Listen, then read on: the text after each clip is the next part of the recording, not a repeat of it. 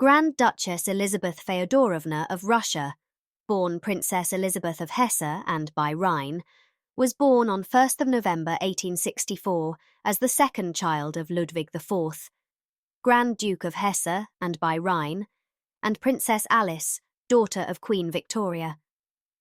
Though she came from one of the oldest and most noble houses in Germany, Elisabeth and her family lived a rather modest life by royal standards.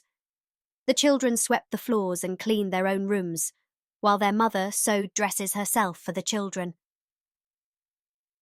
In the autumn of 1878, diphtheria swept through the Hesse household, killing Elisabeth's youngest sister, Marie, on 16th November, as well as her mother, Alice, on 14th December. Elisabeth had been sent away to her paternal grandmother's home at the beginning of the outbreak, and she was the only member of her family to remain unaffected.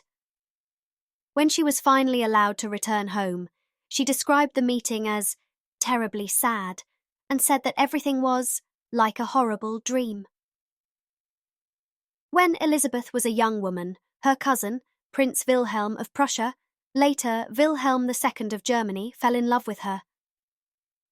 In April 1875, the 16-year-old Wilhelm visited Darmstadt to celebrate Princess Victoria of Hesse, and by Rhine's 12th birthday, and first expressed interest in the 11-year-old Elisabeth.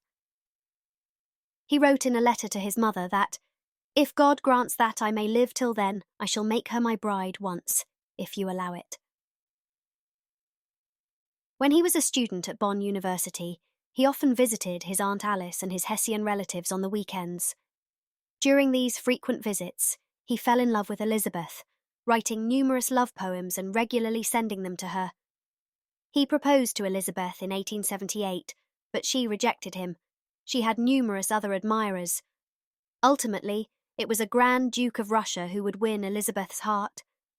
Elisabeth's great-aunt, Empress Maria Alexandrovna of Russia, was a frequent visitor to Hesse. During these visits, she was usually accompanied by her youngest sons, Sergei and Paul. Elisabeth had known them since they were children, and she initially viewed them as haughty and reserved. Sergei, especially, was a very serious young man, intensely religious, and he found himself attracted to Elisabeth after seeing her as a young woman for the first time in several years. At first, Sergei made little impression on Elisabeth. But after the death of both of his parents within a year of each other, Elisabeth sympathized with Sergei because she had felt this same grief after the death of her mother. Their other similarities, both were artistic and religious, drew them closer together. It was said that Sergei was especially attached to Elisabeth because she had the same character as his beloved mother.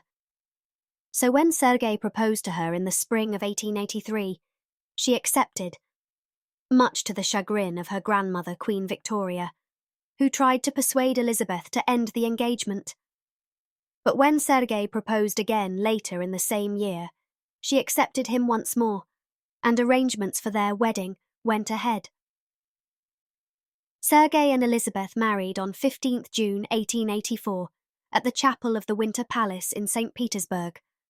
Upon her conversion to Russian Orthodoxy, she took the name Elisaveta Feodorovna.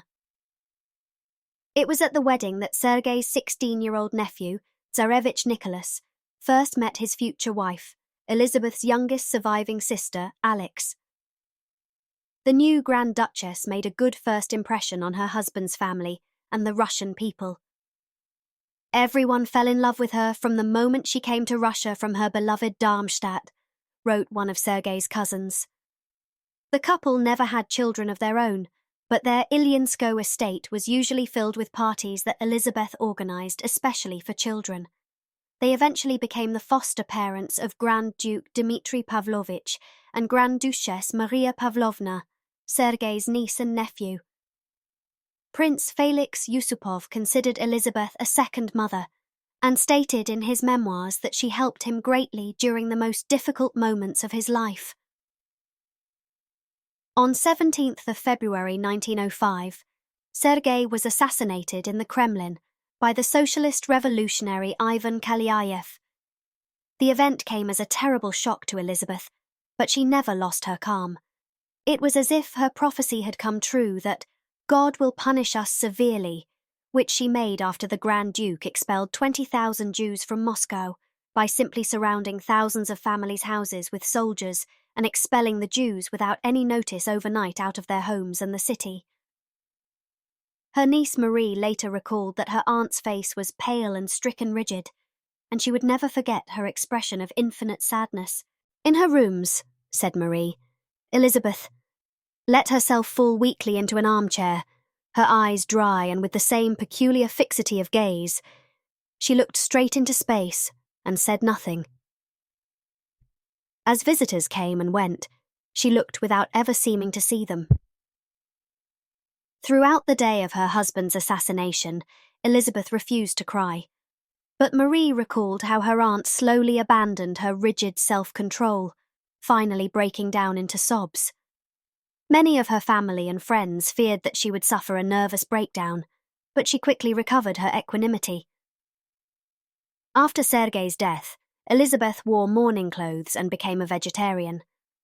In 1909, she sold off her magnificent collection of jewels and other luxurious possessions. Even her wedding ring was not spared. With the proceeds, she opened the convent of Saints Martha and Mary and became its abbess. She soon opened a hospital, chapel, pharmacy, and orphanage on its grounds. Elisabeth and her fellow nuns worked tirelessly among the poor and the sick of Moscow. She often visited Moscow's worst slums and did all she could to help alleviate the suffering of the poor. For many years, her institution helped the poor and the orphans in Moscow by fostering the prayer and charity of devout women. In 1916, Elisabeth had what was to be her final meeting with her sister Alexandra, the Tsarina, at Tsarskoye Selo. While the meeting took place in private, the tutor to the Tsar's children apparently recalled that the discussion included Elisabeth, expressing her concerns over the influence that Grigory Rasputin had over Alexandra and the imperial court, and begging her to heed the warnings of both herself and other members of the imperial family. In 2010, a historian claimed that Elisabeth may have been aware that the murder of Rasputin was to take place, and secondly, she knew who was going to commit it when she wrote a letter and sent it to the Tsar and 2 telegrams to Grand Duke Dmitry Pavlovich and her friend Zinaida Yusupova. The telegrams, which were written the night of the murder, reveal that Elisabeth was aware of who the murderers were before that information had been released to the public, and she stated that she felt that the killing was a patriotic act. In 1918, Vladimir Lenin ordered the Cheka to arrest Elisabeth. They then exiled her first to Perm, then to Yekaterinburg, where she spent a few days and was joined by others. The Grand Duke Sergei Mikhailovich, Princes John Konstantinovich, Konstantin Konstantinovich, Igor Konstantinovich, and Vladimir Pavlovich Paley, Grand Duke Sergei's secretary, Fyodor Remez, and Varvara Yakovleva, a sister from the Grand Duchess's convent. They were all taken to Alapayevsk on 20th May 1918. At noon on 17th July, Cheka officer Pyotr Startsev and a few Bolshevik workers came to the school. They took from the prisoners whatever money they had left and announced that they would be transferred that night to the Upper Sinyachikensky factory compound. The Red Army Guards were told to leave and Cheka men replaced them. That night the prisoners were awakened and driven in carts on a road leading to the village of Sinyachika, some 11 miles from Alapayevsk, where there was an abandoned iron mine with a pit 20 meters deep. Here they halted.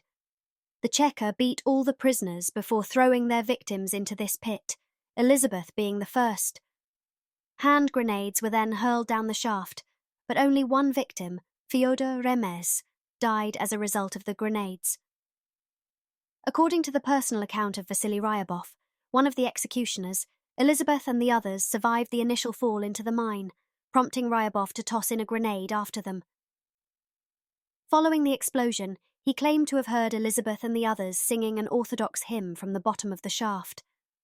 Unnerved, Ryabov threw down a second grenade, but the singing continued.